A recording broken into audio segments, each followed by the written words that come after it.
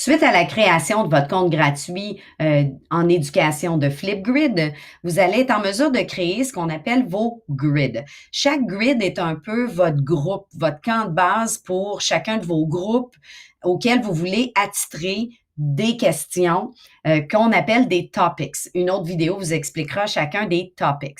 Chaque grille, c'est à vous de décider comment vous voulez l'organiser. Ça pourrait être par groupe, par sous-groupe, ça pourrait être avec des collègues que vous créez une grille. Vous allez la nommer et organiser ça comme vous voulez. Mais c'est là que vos élèves, par exemple, vont visiter leur groupe et vont voir les différentes questions qui leur sont attitrées ou les différentes tâches qui leur sont attitrées. Pour créer une nouvelle grille, je clique sur Add New Grid et on m'invite à répondre à plusieurs questions, dont certaines qui sont obligatoires. La première va être de nommer ma grille. Je pourrais, par exemple, nommer chacun de mes groupes et chaque groupe aurait une grille. Si je mets tous les élèves dans le même groupe, mais quand je vais venir pour corriger, je vais avoir tous les élèves dans le même groupe. Fait que des fois, c'est peut-être une bonne idée de séparer vos groupes pour pouvoir naviguer. Il y a une possibilité de toute façon de copier la même question dans les groupes très rapidement. Donc, c'est pas problématique et plus facile au niveau de garder des traces pour chaque groupe. J'ai 3 options pour que les élèves ou mes collègues se joignent à ma grid. La première est d'utiliser leur adresse courriel, ce qui veut dire qu'ils vont devoir absolument se connecter avec un compte soit Microsoft, soit Google et leur adresse courriel. C'est moi qui va venir indiquer quelle est la fin de l'adresse que je vais accepter. Ça limite à seulement vos élèves, à vous qui sont dans votre école, bien sûr. Une autre façon, si les élèves n'ont pas accès à un courriel ou n'ont pas accès à Microsoft ou Google pour se connecter, serait de le faire avec ce qu'ils appelle le Student ID. Et donc, c'est un code qui va être donné à l'élève pour se joindre au groupe.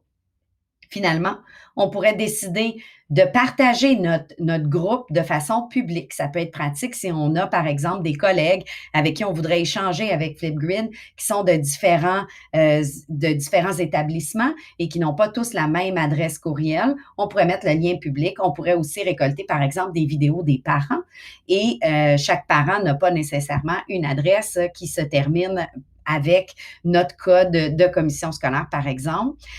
Donc, je peux finalement venir ici modifier le code qui va être donné pour rejoindre ma grille ou le laisser tel quel. Par défaut, il crée un code, mais je pourrais venir le changer et le modifier à ma guise s'il est disponible, bien sûr. Celui-ci est disponible. À vous d'essayer de personnaliser votre code et l'adresse de votre grid va devenir flipgrid.com// et le nom que vous lui aurez donné ou le code qui vous a été assigné. Donc, je choisis par adresse courriel parce que c'est un groupe pour mes élèves et je dois maintenant venir dire à Flipgrid quelle est l'adresse courriel que je vais accepter. Donc, je vais venir mettre le en commercial et dans mon cas, csrdn.qc.ca qui est la fin de toutes les adresses Google ou encore Microsoft si c'est votre cas, de mes élèves. Je clique sur Next. Et maintenant, ma grille est tout à fait prête à être partagée. Je peux copier le lien et l'envoyer par courriel ou autre. Je peux venir intégrer le code. C'est très pratique. Par exemple, si vous avez un site classe, vous pourriez intégrer directement votre grille. On y verrait là, toutes les activités directement sur votre site, pas juste un lien cliquable, vraiment quelque chose de visuel. C'est disponible dans Microsoft Teams. C'est aussi disponible de le partager dans Google Classroom et c'est disponible aussi avec Remind, qui est un outil de texto qu'on peut envoyer donc le lien par texto aux élèves. Maintenant que je suis prête, je clique Go to your grid et j'ai mon interface de ma grille. J'ai une image qui accompagne ma grille. Si je ne l'aime pas, ça se modifie en venant cliquer sur le petit crayon.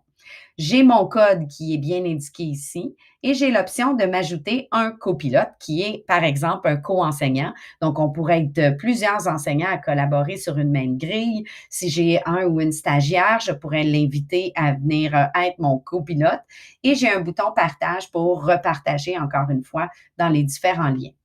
Les différentes actions en cliquant sur le menu, ben, il y en a qui sont répétées ici, comme ajouter un copilote. Je pourrais dupliquer la grille et donc ne pas avoir à tout refaire. Si j'avais déjà rempli toutes mes informations, je pourrais la copier, venir jouer dans mes notifications et je pourrais aussi, bien sûr, effacer ma grille. Le petit crayon me permet de venir modifier, par exemple, le nom de ma grille, le code qui pourrait être changé, venir modifier la façon dont les gens se connectent. Je pourrais faire changer d'idée.